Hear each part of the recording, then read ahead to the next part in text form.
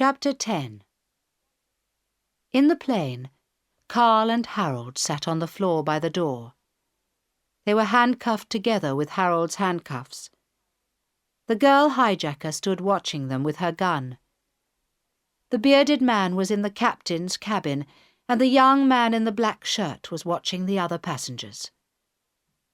Harold touched his head with his hand. There was blood in his hair. "How do you feel, my young friend?" Carl asked. "It hurts," Harold answered, "and I can't see well." "This man needs a doctor," Carl said to the girl angrily. She laughed. "That's your wife's problem, not mine," she said. "If our brothers come, he will get a doctor.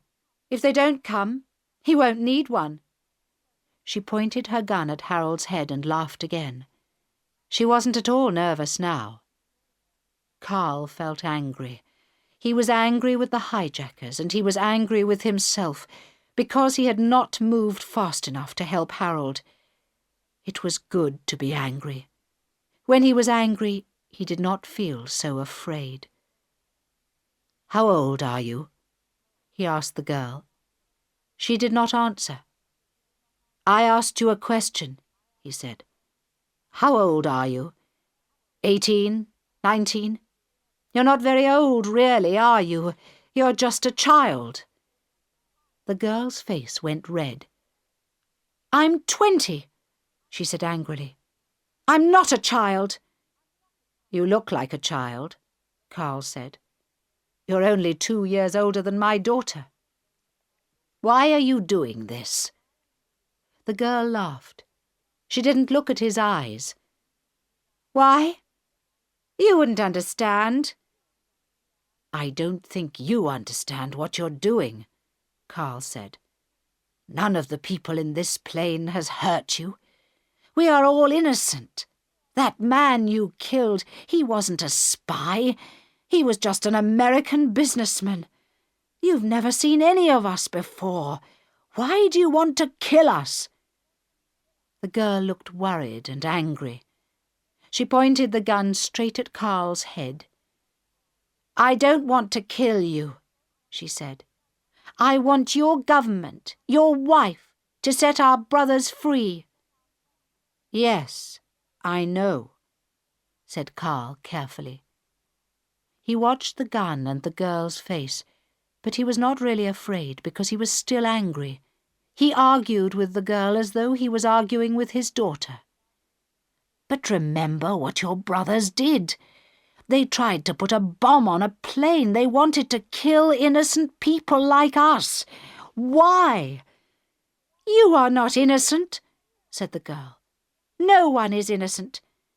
People like you and your wife and that American. You have money and power, and you take it from my people, from us.